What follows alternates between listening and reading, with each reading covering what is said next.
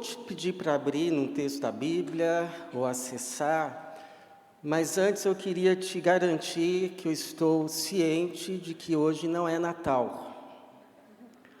Porque tem alguns textos, parece que a gente só pode ler quando é Natal, só pode pregar se for Natal. Se a gente lê numa época que não é Natal, as pessoas, o pastor está achando que hoje é Natal. Então eu sei que não é Natal, não vou pregar sobre o Natal, nosso tema é fé. Como está a tua fé? Lucas, capítulo de número 1, nós vamos ler a partir do versículo 26. Lucas, capítulo 1, a partir do versículo 26. Evangelho de Lucas, Mateus, Marcos, Lucas.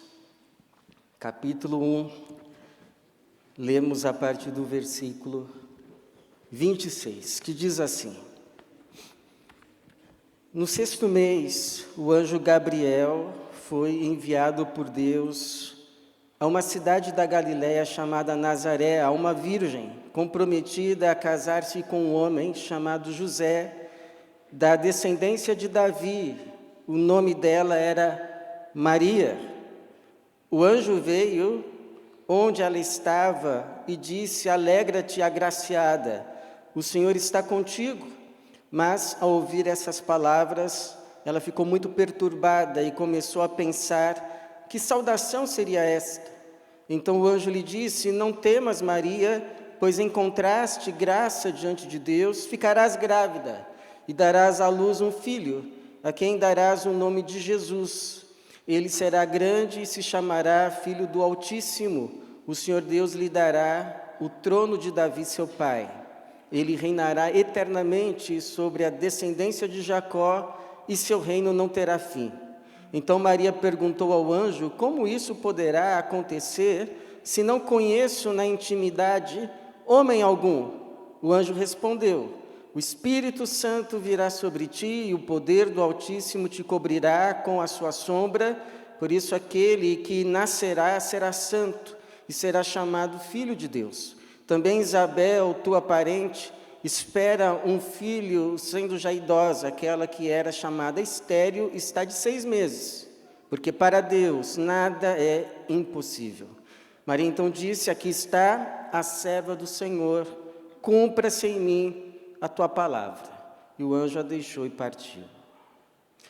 Senhor, obrigado por esta noite, porque sabemos que o Senhor preparou com um propósito, com um motivo, um objetivo, porque o Senhor sabe como está cada coração, cada mente, e pedimos então a Deus que nada venha roubar, atrapalhar o ministrar do Senhor em cada mente, em cada coração, mas que a Tua palavra seja uma resposta a necessidades do teu povo, algumas destas que nem mesmo este que vai ouvir sabe que tem, mas o Senhor sabendo, o Senhor a preparou. Que assim seja, para a tua glória, em nome de Jesus. Amém.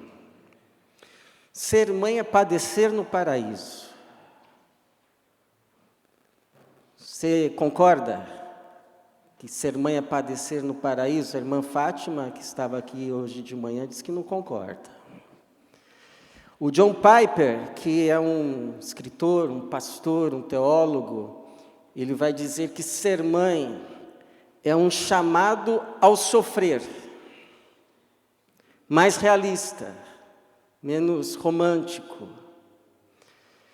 Alguns vão entender que ser mãe é lidar com a ingratidão. Você já ouviu aquela frase que uma mãe é para 7 filhos e 7 filhos não são para uma mãe? Claro que há exceções e muitas exceções, graças a Deus por isto. Mas quando eu leio esse texto, eu reflito nesta história, eu chego à conclusão, irmãos, que ser mãe é um ministério, é um chamado ao serviço, dado por Deus, um ministério que exige coragem, que já pensou carregar 9 meses um ser vivo dentro de si? E a hora do parto? Quanta coragem! Ser mãe é um ministério de doação. Eu lembro de um irmão contando lembranças da sua infância, ele dizendo que ele se lembra, ou se lembrava, tempos difíceis, a sua mãe dividindo um bife em 4 partes. Um bife em 4 partes. E então dando para os filhos. E só depois de adulto é que ele foi pensar assim, mas espera aí, nós éramos em 4 irmãos, a mamãe dividia o único bife em 4, qual parte ela comia? Abnegação,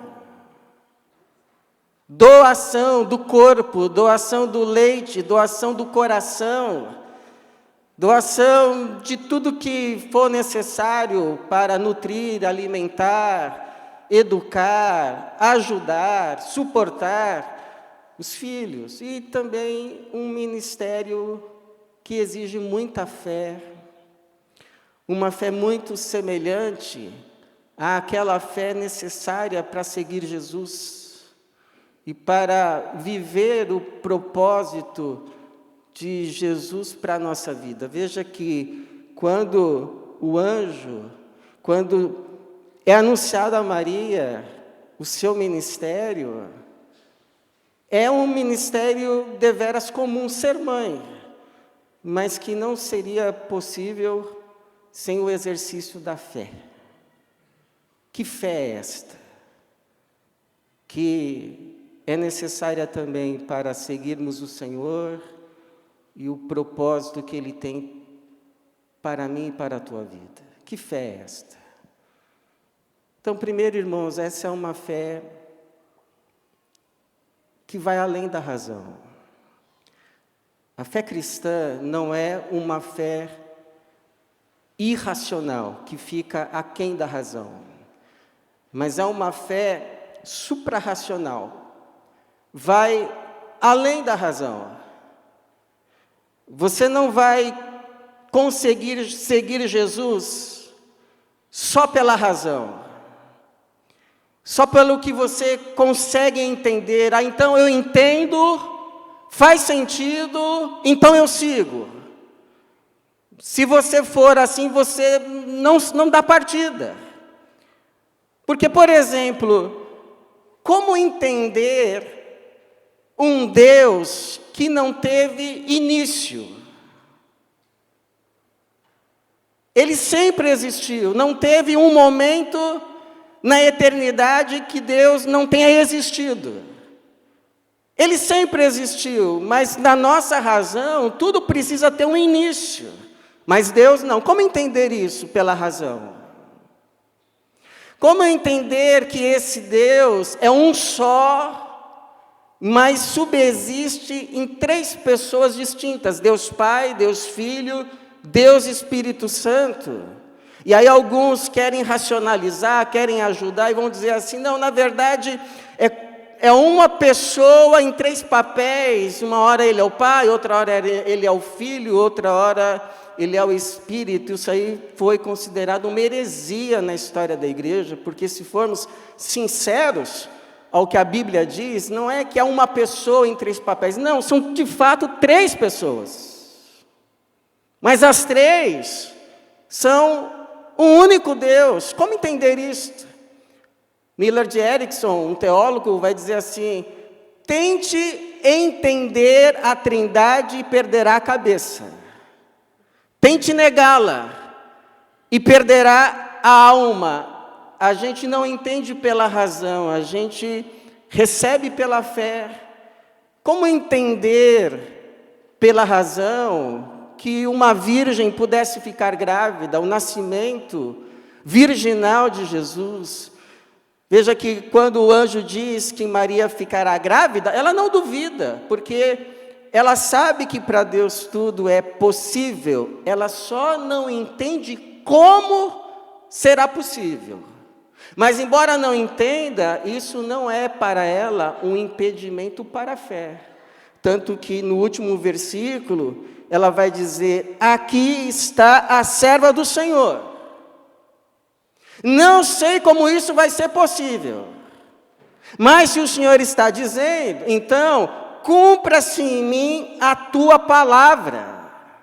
Aceita o chamado de viver pela fé, ou seja, não a partir de tudo que consegue racionalizar, tudo que consegue esmiuçar, tudo que consegue dizer e fazer sentido, mas a partir de tudo que Deus diz. É mais ou menos assim: Senhor, sinceramente, eu não consigo entender, porque a tua palavra diz lá em Tiago 5,16, confessai vossos pecados uns aos outros e orai uns pelos outros para seres curados. Não entendo isso, mas se a sua palavra está dizendo, então deixa eu procurar um irmão amigo, para eu confessar o meu pecado, para ele orar por mim, porque eu quero ser curado. Eu quero ser curada. Eu sei que não estou bem. Por fora, sorrio. Mas por dentro o Senhor sabe como eu estou. Mestre, nós pescamos a noite inteira. O mar não está para peixe. Nós somos pescadores profissionais. A melhor hora para pescar é à noite, porque durante o dia os peixes vão para outro lugar, não tem peixe. Eu nasci nessa região, nunca vi pescaria pela manhã, mas diante a tua palavra, eu lançarei a rede. Senhor, para falar a verdade para o Senhor, eu queria desistir. Queria desistir, mas já que o Senhor diz para a gente orar e nunca esmorecer, então vou orar mais uma vez. É igual quando você vai ao médico e você não entende tudo que ele está dizendo necessariamente, mas você acredita que ele sabe o que está dizendo.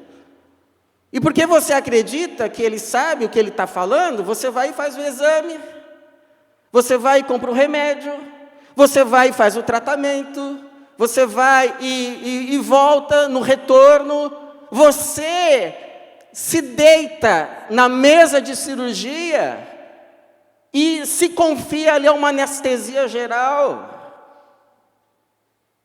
Fé em Deus é isso. Tanto é que no Novo Testamento, a mesma palavra que se traduz fé, se traduz fidelidade. Fé é sinônimo de fidelidade. Porque quem crê, ouve e obedece. Quem não crê, ouve e discute. Ah, mas por quê? Ah, mas como assim? Ah, mas não faz sentido. Por isso que Agostinho de Hipona uma vez disse: não é entender para crer, é crer, aí você vai entender. Você já não ouviu testemunhos de pessoas que diziam que antes da conversão, antes da fé, abriam as suas Bíblias e não entendiam nada. Mas depois veio a fé, veio o Espírito, veio a luz. Aí elas conseguem entender pela fé e seguir. Por isso que o justo viverá pela fé. Segundo, essa fé, irmãos, além de ser suprarracional, ela não é irracional, não fica aquém da razão, mas vai além da razão. É uma fé que não se prende às quatro paredes da igreja, do templo, mas ela transborda para a vida e orienta e reorienta toda a vida. Ela não abrange apenas uma área da vida espiritual, ela abrange todas as áreas. Ela não é uma fé para o domingo, ela é uma fé para segunda-feira. O que uma jovem do primeiro século na Palestina podia esperar da vida? Casar-se com um homem temente a Deus, trabalhador, ter uma casa, ter filhos, porque isso era sinal da bênção de Deus, e, se possível, ver os netos, quem sabe os bisnetos, e depois ser recolhida aos seus pais. Uma vida simples, mas boa. Uma vida boa. Agora, quando a Maria aceita o seu chamado, que lhe exigiu tanta fé, ela colocou em risco tudo isso. Ela colocou em risco o seu noivado, porque José ia ver de barriga e sabia que não era dele.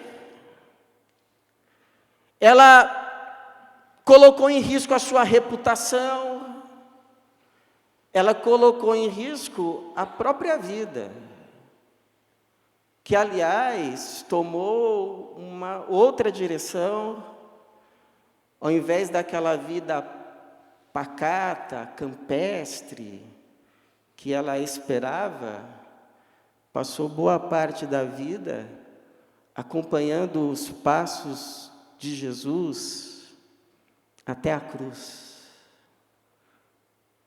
Porque fé não é apenas aquela confiança que Deus vai fazer tal coisa, mas é um conjunto de verdades que cremos, e porque cremos, orienta toda a vida e toda e qualquer área da vida. Por isso eu te faço algumas perguntas. A tua fé faz diferença no teu trabalho? Ou você é daqueles que dizem assim: eu não misturo fé com trabalho, eu não misturo religião com profissão, para mim tem que separar as coisas. A tua fé faz diferença na forma como você vê a vida?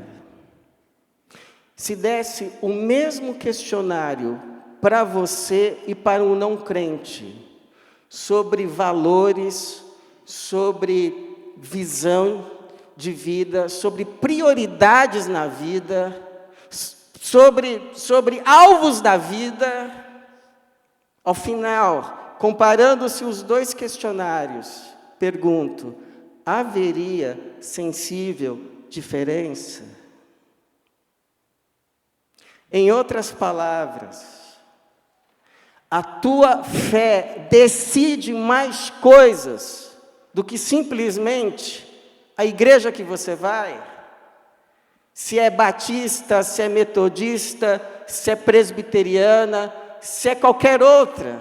Em outras palavras, ela sai das quatro paredes do domingo e faz diferença na segunda-feira, lá onde você está. Eu já contei aqui uma vez.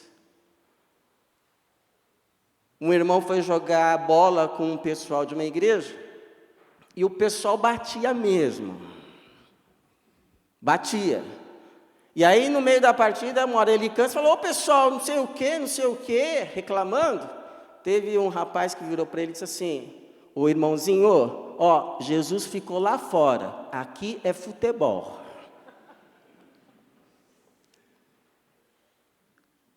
Então, com todo respeito, se a tua fé só faz diferença dentro da igreja não é fé, é crença. Porque a Bíblia não diz que o justo apenas lerá a Bíblia pela fé, orará pela fé, virá à igreja pela fé, mas viverá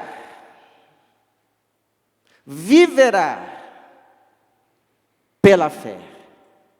A fé em Cristo não é mais parte da vida. Em nome de Jesus, é a nossa vida. É a nossa vida. Ou quando a gente canta Cristo é a nossa vida, são só palavras. Então, essa fé que somos chamados a ter é suprarracional. É uma fé que abrange toda a vida, a orienta e a reorienta, decide tudo. Decide tudo. Decide quando eu vou dizer sim, quando eu vou dizer não. Decide para onde eu vou, para onde não vou. Decide o que faço, o que não faço. É a vida pela fé. E finalmente, é uma fé que não morre, que resiste a toda e qualquer prova. Antes eu confesso a você que eu me angustiava muito, mas muito mesmo, quando acontecia uma coisa muito ruim com uma pessoa da igreja. Por exemplo, já acompanhei pessoas que perderam ente querido muito cedo. Muito cedo. Gente que sofreu um acidente gravíssimo e ficou com sequelas. Gente que teve problemas no parto. E quando acontecia essas coisas, eu ficava muito angustiado, porque eu começava a pensar, o que eu vou falar? Será que essa pessoa, essa irmã, esse irmão, vai se revoltar contra a fé? Vai se desviar da fé? Vai perder a fé? Agora, sabe aquela história que você vai para consolar e você que volta consolado? E aí eu fui aprendendo, irmãos, que fé que é fé não morre. Fé que é fé não morre. Porque o que será que passou na cabeça da Maria? Que na verdade se chamava Miriam. Maria é tradução para o português. O que passou na mente da Miriam quando ela viu Jesus na cruz? Será que ela não se lembrou dessa passagem, o anjo lhe dizendo, ele herdará o trono de Israel, e o seu reino não terá fim. E aí ela olha para o seu filho na cruz. Mas o anjo não tinha me dito que ele ia para o trono de Israel. O que deu errado? O que ele está fazendo na cruz, meu Deus? A tua promessa não era o trono de Israel. Não, porque o anjo não apareceu para mim, não falou, eu não criei, eu não entreguei a minha vida, essa caminhada de fé. O que deu errado? Onde eu falhei? Será que a sua fé morreu? Tanto não morreu que se você vai depois em Atos dos Apóstolos, capítulo de número 1, ela está com os apóstolos orando, junto com aqueles que foram testemunhas da ressurreição. Então, fé pode ficar abalada, fé pode entrar em crise, fé em alguns momentos pode sim dá uma esfriada, mas fé que é fé, fé que vem de Deus, fé que é presente, fé salvadora, essa não morre. Porque assim como o ouro, o fogo não destrói o ouro, mas o purifica, a provação não destrói a fé, mas a aperfeiçoa. Meu pai conta que foi no velório de um conhecido que havia perdido seu filho de 10 anos de idade. Problemas no coração, fez tratamento, fez cirurgias, mas chegou uma hora, o menino faleceu. 10 anos de idade. Aí ele conta que no momento do velório, aquele pai se senta, coloca o outro filho no colo, abre o inário e começa a cantar: Tu és fiel, Senhor. Meu Pai celeste, pleno poder aos teus filhos darás. Nunca mudaste, tu nunca faltaste, tal como eras, tu sempre serás. Então eu queria dizer para você que já passou ou está passando por uma grande prova, mas a fé continua aí, dentro de um coração doído, sofrido, mas continua aí. Louve ao Senhor. Louve ao Senhor, porque Ele tem te dado a fé dos salvos, a fé dos santos, a fé dos filhos de Deus, a fé que não morre, porque é fé verdadeira, é fé que vem do Senhor. Como diz 1 Pedro 1, 7-8, para que a comprovação da vossa fé, mais preciosa do que o ouro que perece, embora provado pelo fogo, redunde em louvor, glória e honra na revelação de Jesus Cristo, pois sem tê-lo visto vós o amais, e sem vê-lo agora, crendo exultais com alegria inexprimível e cheia de glória, alcançando o objetivo da vossa fé, a salvação da vossa alma. Então te pergunto, como anda a tua fé? Está efervescente? Ou está fria? Está morna? Banho-maria? Sua fé está viva? Você está vivendo pela fé? Você está crendo de verdade? A fé está fazendo diferença em tudo que você faz na vida? Ou a fé está fria, está abatida? O que está esmorecendo a tua fé? O que está esmorecendo a tua fé? Qual é a situação? Então eu queria te lembrar de algo para redespertar a sua fé, para avivar a sua fé, para fortalecer a sua fé, para fomentar de novo a fé.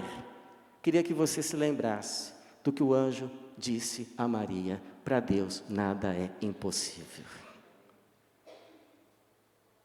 Para Deus nada é impossível. Eu confesso a você que teve uma época que a minha fé, devido a uma situação, estava esmorecida. Eu fui conversar com um pastor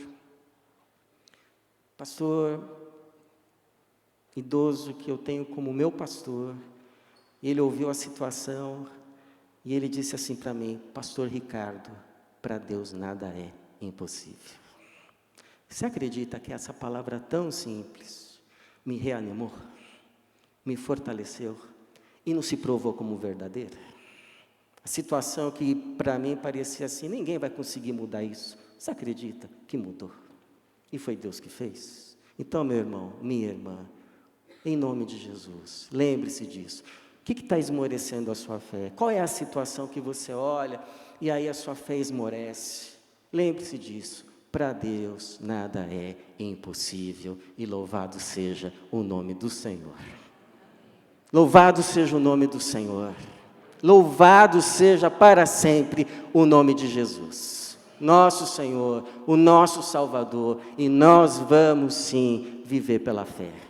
A fé vai fazer diferença amanhã, a fé vai fazer diferença quando você chegar lá no seu serviço, lá no trabalho, a gente vai sim honrar o nome de Jesus, vivendo de acordo com a sua palavra, em todas as áreas, em tudo que a gente faz, porque a nossa vida é para a glória do Senhor.